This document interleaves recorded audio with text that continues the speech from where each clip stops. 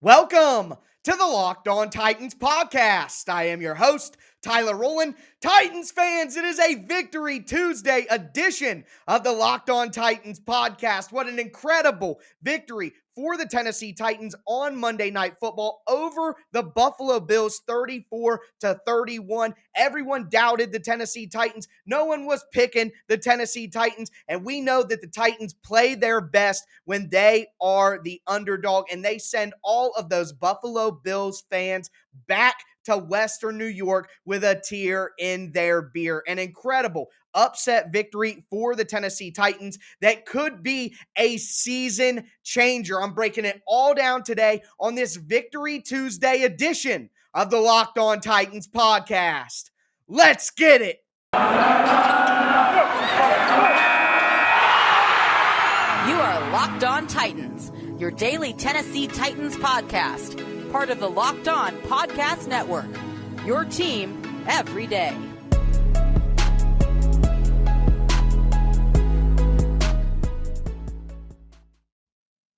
This episode of the Locked On Titans podcast is brought to you by McDonald's, proudly serving communities since 1965. McDonald's has always been more than just a place to get tasty, affordable food. It's an unofficial community center. A big thank you to our friends at McDonald's for always being there. I'm loving it, and I am loving the Tennessee Titans upset victory. We're going to dive into all of it. I want to thank you guys for making the Locked On Titans podcast your first listen every day. And if you're new here, make sure that you subscribe to the Locked On Titans podcast on whatever platform you do stream, including the Locked On Titans YouTube channel. Smash that notification bell so you know when my content goes live. Check me out on social media at Tic Tac Titans on Twitter, always doing all kinds of film breakdowns and film analysis. Check out the show Facebook page at Locked On Titans Pod as well, and throw those 5-star reviews on Apple Podcasts. What an incredible victory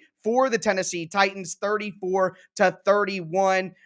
I didn't necessarily expect a victory in this situation. I know a lot of people out there did not as well. Pretty much everybody in the media was picking against the Titans, but when the Titans have their backs against the wall and their butts on the goal line, they always play their best. And how about that goal line stand to win the game? I have said throughout the year since I started doing the podcast that this version of the Tennessee Titans, led by Jeffery Simmons, is the best team in the NFL at defending one blade of grass, whether that be on the goal line, whether that be a contested 4th and 1. The Titans D-line always finds a way to get pushback, going all the way back to that game against the Chargers in Tennessee where the fumble was forced on the goal line. We saw it against the Ravens in the playoffs in 2019. We saw it against the Colts earlier this year. Over and over throughout the Mike Vrabel era and the Jeffery Simmons era, the Titans have been able to get these goal line 1-yard stops, and that's how they won the game tonight. The Tennessee Titans defense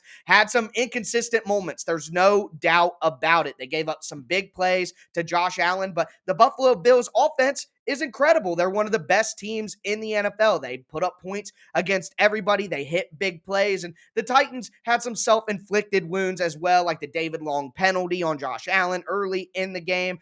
Breon Borders just getting roasted. Jackrabbit just getting roasted at times. The Titans are playing some weird coverages and some weird circumstances, so the coaches are to blame along with the players as well. But my God, the Tennessee Titans defense, my keys for the defense: be good in the red zone. Held the Bills to 2 for 5 in the red zone on the day. Check. Get a turnover. Kevin Byard with the interception. Check. It was an excellent job by the Titans defense. They have this game plan. We see it against the Ravens. We saw it against the Bills last year. Make the Bills earn it consistently with 10, 15 play drives all the way down the field, and take advantage of their one weakness, which was red zone offense. The Bills came into the week as the 24th best red zone offense in the NFL, so at the bottom end of the league. The Titans took advantage of that opportunity, held them to field goals throughout the game, got some turnovers, the interception and the turnover on downs on the goal line at the end. Just the Titans did what they needed to do, led by their superstars, Kevin Byard with the interception, Jeffery Simmons with sacks.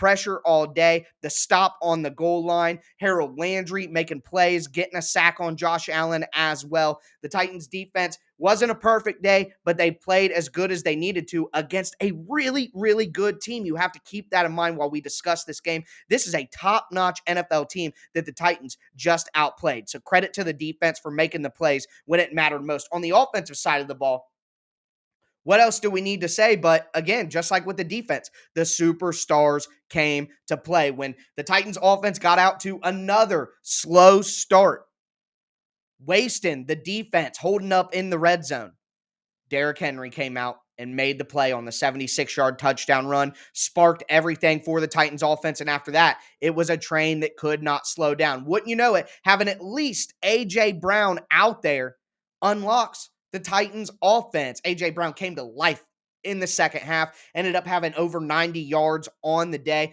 Ryan Tannehill was up and down at times, that's for certain, but he made the plays late. He ran in a touchdown. He rallied from the interception in the first half. I thought Ryan Tannehill didn't play his best game, but again, he stepped up when it mattered most. That's the most important thing for the Titans in this game, is their star players and their most important players were able to make the plays when the Titans needed them, whether that be on offense, on defense. It didn't matter. A.J. Brown, Derrick Henry, Ryan Tannehill, Jeffery Simmons, Kevin Byard, Harold Landry making big plays. And I do want to give a shout out to the offensive line as well. Taylor Lewan, very scary injury, tons of injuries tonight overall, but the Titans offensive line continued to battle throughout the night. They didn't give up a ton of sacks, didn't give up a ton of pressure on Ryan Tannehill, at least late in the game, allowed him to, make some plays. As a matter of fact, Ryan Tannehill, 0 sacks on the night. There was some pressure, but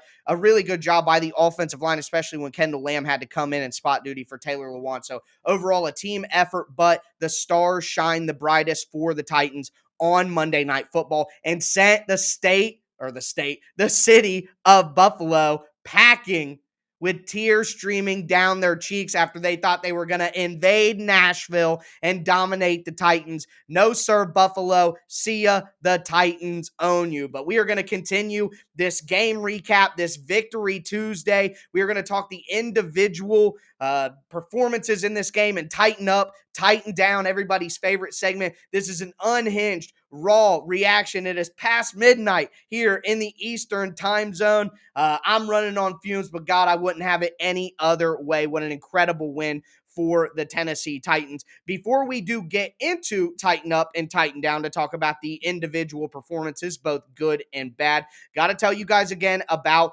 our title sponsor, McDonald's. This episode of Locked On Titans is brought to you by McDonald's. They've been proudly serving communities since 1965. McDonald's has always been more than just a place to get a tasty, affordable meal. It's a place where your friends and family can come and reconnect. I mean, for me personally, I'm going to be upfront and honest with you guys. I ate McDonald's during this game.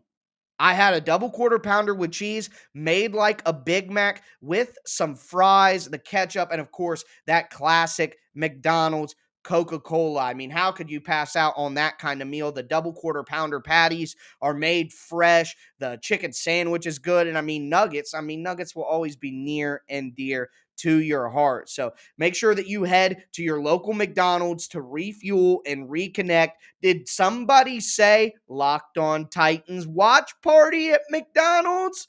I don't know about you guys, but I'm loving it. Ba-da-ba-ba-ba.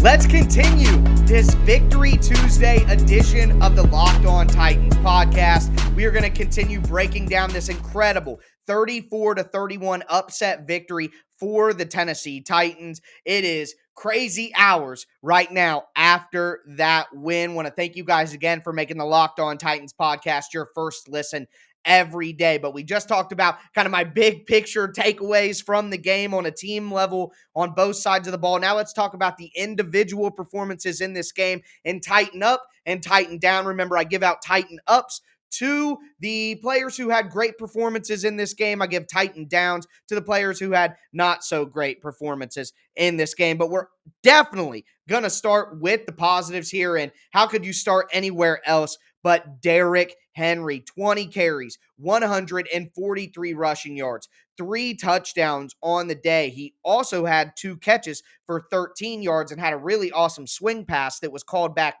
from a penalty that the Titans should have gotten a touchdown on that late drive. But either way, a great day from Derrick Henry. Who really did it all for the Titans. Jeremy McNichols got hurt in the pregame, so it was all on Derrick Henry with a little bit of a sidekick to Corey Blossomgame, who came in for some pass protection as a third down running back. So a tighten up for those two in the backfield, but specifically the king. I don't want to hear any more about Nick Chubb. I don't want to hear any more about Dalvin Cook or Alvin Kamara or CMC. Derrick Henry is the best running back in the NFL, full stop, period.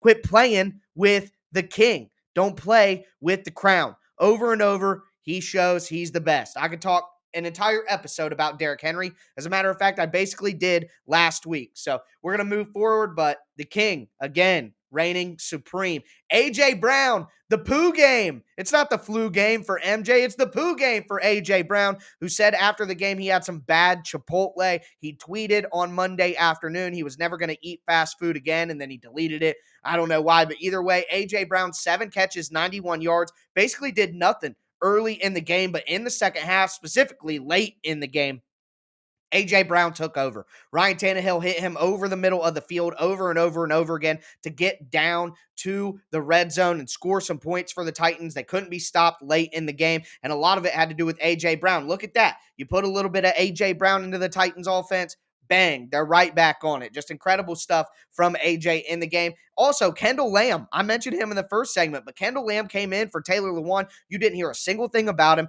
There wasn't a sack on Derrick Henry or on Ryan Tannehill. Derrick Henry ran for 143 yards. I mean, what more do you want from this offensive line against a defensive front from the Bills that had 8 dudes that could rotate in? And we really didn't hear a peep from any of the Buffalo Bills up front defenders. Just incredible stuff from the Titans offensive line tonight when everybody was calling for the heads. And quit talking trash about David Quessenberry. You sound ignorant. I'm sorry. Even to my most loyal listeners, I love you guys. But David Quessenberry has been fine outside of that Jets game. He's been the most consistent lineman for the Titans all year. Just stop. You sound dumb when you pine for Dennis Kelly and hate on David Quessenberry. It just doesn't make any sense. The film does not prove that out. It's just not the case. The player grades, outside of that Jets game, the stats, it doesn't. Quessenberry's been fine, man. Leave that man alone. Good job, offensive line overall in general. All tighten ups for them. Nick Westbrook-Akina. Julio Jones got hurt late in the game. The Titans weren't really getting much from anybody else in receiving other than A.J. Brown. They needed somebody else to step up and make some plays. Nick Westbrook-Akina, 3 catches, 27 yards on 3 targets. He caught the ball every time. One of them was a key first down conversion on the sideline. Another one was a key first down conversion over the middle as well. Nick Westbrook-Akina, NWI, baby, came in the clutch. Continuing down, that Julio catch on the sideline was absolutely unreal. Now, I hate to be a buzzkill, but with the penalty, the Titans would have been right there anyway. But, woo, my God, that guy is talented. So I'm not giving Julio a tighten up exactly, but I will give the catch a tighten up. On defense, Harold Landry. I mean, just every single week, the guy continues to make play after play. He had 8 tackles, 2 sacks, a tackle for loss. I mean, what more do you want from Harold Landry right now? When I wrote my film review on him, I had people hating on Harold Landry. It blows my mind. Jeffery Simmons, 5 tackles, 1 tackle for loss, a sack, the biggest play of the game on the goal line, making the stop. I mean, what an absolute freak. Him and Derrick Henry are the best players on this team, and they just absolutely took over the game in the big moments. Just incredible stuff. I mean, incredible stuff. I don't know what more you could want from Jeffrey Simmons and Harold Landry. I don't know what more you could ask. Also, Danico Autry in this game made some really key pressures on that interception for Kevin Byard. That play was made by Danico Autry. So Autry isn't in the stat sheet. You're not going to look up and see that he did anything, and that's why you can't just box score scout. Danico Autry was great in this game, helping out the Titans. He forced a turnover. Kevin Byard took advantage. Good stuff from Danico Autry. And speaking of Kevin Byard, I mean, the guy's playing like the best safety in the NFL right now. I mean, he just keeps doing it, keeps doing it. Basically, if I write a film review on you, you're going to ball out for the next few weeks. That's what's happening. So who gets the Midas touch next? I don't know. Check out my film reviews I've been writing for Titans Wire for the USA Today. Check those out as well. A little shameless self-promotion that I learned from Matt Berry. Moving forward, I thought Amani Hooker had a great game. David Long had ups and downs. He had that penalty, but if you take out that penalty, David Long had 14 tackles. I mean, he was all over the place, taking care of Josh Allen in a matchup that I highlighted going into this game. So, David Long, great stuff from him outside of that penalty. The special teamers, Randy Bullock, baby. Dad bod Randy out there looking slim and trim and on fire. 2 for 2 on his field goals, 4 for 4 on his extra points. I mean, he's been nothing less but a godsend for the Titans. I mean, everybody talks about the kicker curse, me included, but I mean, Randy Bullock's been great. I mean, you can't take him off the field at this point in time. Johnny Townsend as well, only 2 punts, but one of them was 63 yards long, an average of 53. Johnny Townsend, another guy. I think outside of that first shank that he had, he's played excellent. So those are my quick Titan ups. I'll continue to highlight the great performances throughout the week, not only on the podcast, but on Twitter as well at Tic Tac Titans. Let's talk about some Titan downs real quickly. Jackrabbit Jenkins just getting targeted. The Bills were targeting him with RPOs early in the first half in the red zone.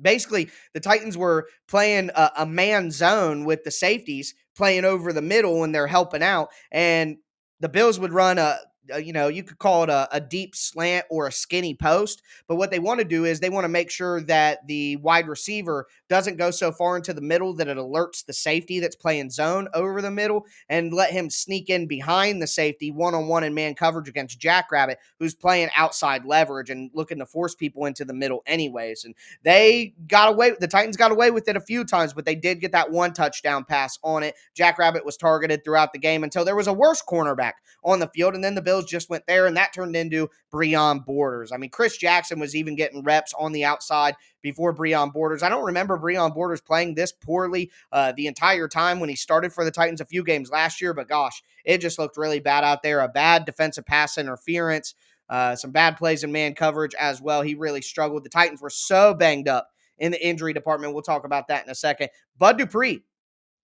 I mean, everybody wants to say have patience with Bud Dupree, blah, blah, blah, blah, blah, but didn't really see anything from him out there tonight. I'm going to go back through the tape and look, see if there's something that maybe I missed. He had 2 tackles in the box score, and I know you can't box score scout, but just me watching the game, I don't remember him making an impact in any way. So hopefully eventually that money starts to work out and he does something for this team, because if you add a decent Bud Dupree into this, could be even better. So good stuff there. Ryan Tannehill's interception was such a terrible, terrible throw and decision. He's a little bit worried this year about the pass rush, and he doesn't have the pocket presence and the scrambling ability to kind of get out of those jams. He just kind of stutters in the pocket, and he's been trying to get the ball out of his hands as quick as possible to not take sacks, because I'm sure they're emphasizing that in the coaching room, but you got to make better decisions. He missed A.J. Brown in a cover 2 in the honey hole on the outside that would have been an easy completion in the red zone that resulted in a field goal.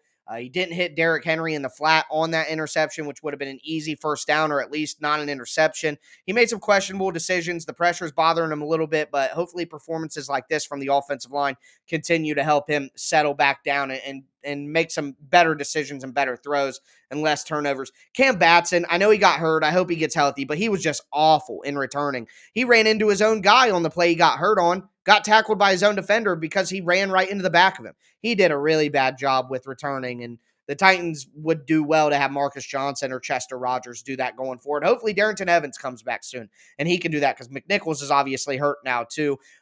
David Long, that penalty was really stupid. I mean, there's no other way around it. I know people were going to get mad. It's football. It's this and that. No, that's a bad penalty. It has to be called. He went in there late for no reason and put his helmet right into Josh Allen's face. Just stupid. Can't do that, but an overall good game. And the injuries. I'm not saying it's a tighten down like these players did bad, but it's a tighten down in general, and it's a negative thing. All the injuries. Caleb Farley, Chris Jackson, along with Christian Fulton. That's cluster injuries. Crookshank got hurt for a little bit during this game. Taylor Lewan, obviously, a very scary injury, but he has movement in all his extremities. Hopefully things are still going well for Taylor Lewan. All the updates were positive. There were more injuries out there. Julio Jones came out of the game late, hurt, hamstring again. So some real issues for the Titans with the injuries, but they kept battling, got the win against the Bills. And we are going to talk about what comes next for the Titans, what happened in the AFC South, some other things as well in our final segment as we cap off this Victory Tuesday edition of the Locked On Titans podcast. Before we get into that, do have to tell you guys about Beach Bound. In life, we're all bound by different things. With beachbound.com vacations, you could be bound for adventure, bound for passion, bound for discovery, or bound for togetherness, bound for immersion, bound for rejuvenation, or you may be bound for encountering the unexpected. Personally, when I'm at a beach resort, which I went to one in Mexico just a few years ago, I'm bound to end up at the poolside bar or maybe creating my own taco flight because the boy loves to eat. As long as I've got a good view and a good drink in my hand, I'll be happy as can be, just like I am right now after that Titans win. With beachbod.com, you can find the perfect beach vacation for you no matter what you are looking for. What are you bound for? Visit beachbound.com today. Also, have to tell you guys about rockauto.com. Rockauto.com is a family business that's been serving online customers for over 20 years. They have everything you need for your car, for your truck, whatever vehicle you have. They have a really easy to navigate online catalog with a few easy clicks. Get whatever you need delivered directly to your door. No more going into the store at these auto chain, storefronts that they could charge you twice as much if you're a professional compared to being a do-it-yourselfer. So don't pay double as much as the guy standing next to you just because you have a different job. Get whatever part you need delivered to your door. Go to rockauto.com right now to see all the parts available for your car or truck and write Locked On in the How Did You Hear About Us box so they know that I sent you. Amazing selection, reliably low prices, all the parts your car will ever need. rockauto.com.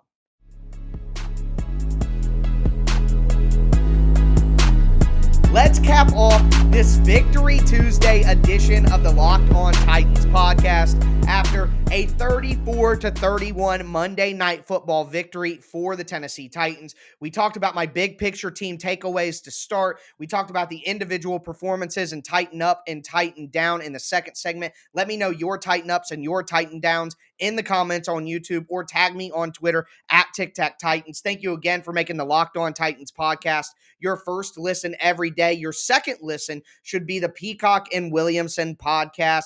Brian Peacock and former NFL scout Matt Williamson host Peacock and Williamson Monday through Friday, giving you a national perspective on all of the latest NFL news. But what I want to do in this final segment, they completely going nuts about that win. I mean, oh my God, the sins of the Jets game are wiped away. Yes, the Titans lost a terrible, terrible game to the Jets, but even when the schedule came out, I didn't expect the Titans to win this game, and I'm sure a lot of you guys didn't either. And then Buffalo has been the best team in the NFL, basically outside the Cardinals. They've been the best offense, the best defense by the numbers. I did not expect the Titans to win this game, wanted to see them compete. What an incredible win. Just totally changes the feeling of the season. And like I said, it forgives the sins of that Jets game. So just a tremendous job for the Titans. What is on their plate next? I mean, that win right there is just so huge. I can't even overstate how incredibly monstrous that win is because the Titans play the Chiefs next, and they're vulnerable right now. I mean, I expect the Chiefs to still play well. The Titans are going to need just as many points, if not more, next week. It's going to be a hard game to win, but the Chiefs aren't playing their best version of their football, even with the win over Washington last week. So that's a chance the Titans could win that game. And even if they don't if you told Titans fans or you told me that the Titans would split the Bills and the Chiefs and win one of those games and lose one, I'll take that. Then if the Titans beat the Colts 2 weeks from now on Halloween in Indianapolis, I mean, call the fight on the division, baby. Monster wins, just monster wins here. And the Bills, an AFC team fighting for seeding with the Titans for home field advantage. I mean, if the Titans get home field advantage again, have to play Buffalo in the second round of the playoffs, whatever it could be. I mean, this is just so big for so many reasons. The Titans then play the Rams after they play on Halloween at Indianapolis. They got to travel to LA. That's going to be a crazy hard game to win. But imagine if the Titans can go 2-2 in this 4-game stretch, starting with this win over Buffalo. It would be magical. And if they go 3-1, folks, this may be the Tennessee Titans team that we thought could win the Super Bowl before the season. And what did I say on Friday's episode? I started the show. Can the Titans still win the Super Bowl? The answer is yes. The answer is yes. And we saw what kind of team they could be tonight, even with all of the injuries and everything going on. All the Buffalo Bills fans making this an away game at home, home dog. I mean, what an incredible win for the Titans, especially considering the part of the season that they are in right now and the stretch of games that they're about to go through. And just for a moment, let's do this. Let's look at the Titans schedule here, just so you can see what lies ahead after they go through this tough stretch of 4 games with the Bills, Chiefs, Colts, and Rams. They play the Saints at home directly after that game against the Rams, so at least they get to come home. Then they get to play the Texans. Then they go on the road against Mac Jones and the Patriots. I think that's a winnable game too. Then you're back at home after your bye week to rest up for the end of the season, and you play the Jags at home. Easy money. Then you go on the road and play the Steelers, which, yeah, the Steelers look like a competent team now, but that's a winnable game. At home against the 49ers in primetime on Thursday Night Football right before Christmas with Trey Lance in, Titans can win that game. Then your last 2 games of the year are the Dolphins at home and then away against the Texans. I mean, if the Titans could come through 3-1 in this stretch, even 2-2, what an incredible start to the season in the toughest spot of the year. Now, let's look at what happened in the AFC South over the weekend of football. As expected, the Colts were able to beat the Texans. It wasn't really that close of a game at all. Indianapolis won 31-3. Indy is going to play better later in the year as they get healthy. So just remember that's going to be a tough game in 2 weeks. Outside of that, Jacksonville got their first win of the year, 23-20 over Miami. I thought Jacksonville would win that game. I picked them in all my pick'em leagues and everything like that. So Jacksonville gets their first win. Miami is awful. Both those teams suck. Doesn't really matter either way. But what an incredible win for the Titans. Thank you for checking out the Locked On Titans podcast and my Victory Tuesday game recap here. I'm going to be back with you guys tomorrow. I may not have my hands on the All-22 tape yet, but I'm going to rewatch the television copy about 100 times between now and tomorrow afternoon when I record tomorrow's show. So I'm going to have a ton of goodies for you as we skip straight to a rewatch Wednesday edition of the Locked On Titans podcast. Remember to check out my film clips on Twitter at TicTacTitans. Thursday, crossover Thursday with my guy Ryan Tracy from Locked On Chiefs. Haven't seen him since we hosted the Locked On NFL show together in the preseason. But outside of that, Friday, another game preview where a lot of the stuff I talked about on Friday or on Monday's game preview came to fruition tonight. So you're not going to want to miss that. Subscribe on whatever platform you do stream. Check out the Locked On Titans YouTube channel. That's going to do it for me today, folks. As always, I am your host, Tyler Rowland, and this was Locked On Titans.